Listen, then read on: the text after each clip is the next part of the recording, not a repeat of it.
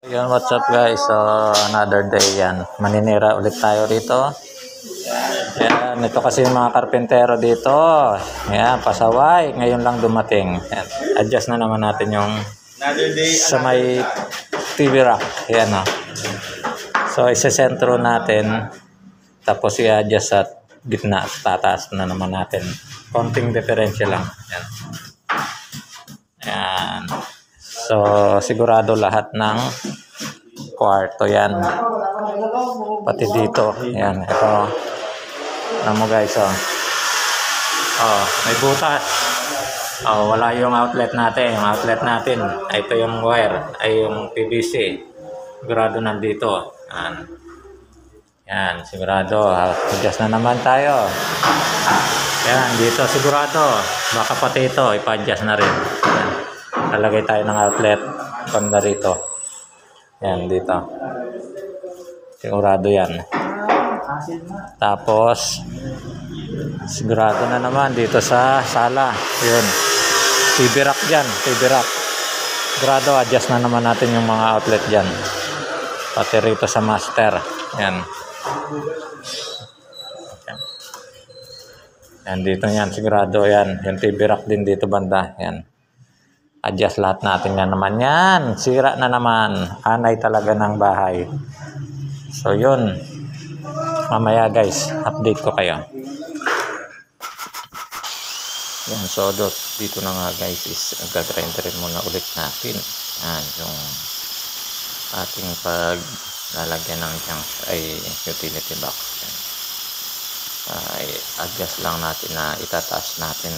Tapos, isesentro natin sa TV rack. Sa loob mismo ng TV rack para hindi nakikita yung outlet natin. Kumbaga nasa loob siya ng cabinet. Ngayon keeping naman tayo. Medyo mahina na yung ating keeping gun dahil parang ewan ko kung anong problema ng keeping gun natin ngayon. Halos ayaw nang butas. Tapos na natin ma-chipping yung paglalagyan ng utility box. So yun guys, okay na yung butas natin. Yan. So, try natin kukunin tong dalawang outlet na to. Sayang naman. Yan. Kasi edit lang yun, oh.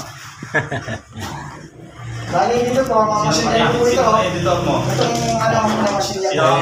Yan yung mga trabador na mga kuya-kuy lang dito. Certified.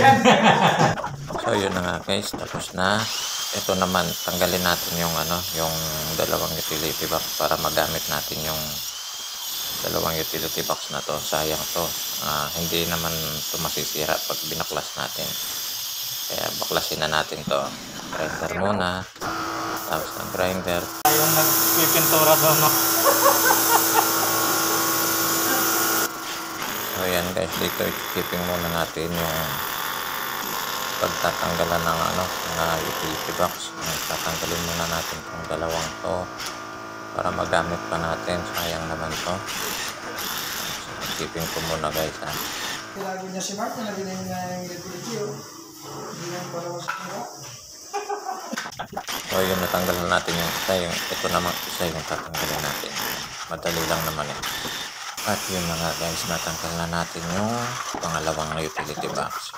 So takpan natin yung butas sa PVC, baka mapasukan. Yan. Tapos ngayon pinalagay na natin, sisementohin natin, siyempre para matapos na tayo. Tapalan natin guys para pag natuyo agad ay ma-skim coat na ng mga pintor at ilagay na natin yung mismong TV rack nya, yung TV rack shelves. So yan nga guys, so ilagay na kagad natin. Tapos gagawin natin is sementuhin na natin ng tuluyan para matapos na tayo dito. So dito nga pala sa parts na to guys is lalagyan natin ng mga bato-bato yung pinagsinsilan natin dahil medyo malalim-lalim to, kaya para agad natin matapalan at matuyo na. At yun na nga guys, malapit na tayo matapos. Yan, konting tapal na lang at matatapos na rin tayo. Diba? Madali lang naman guys.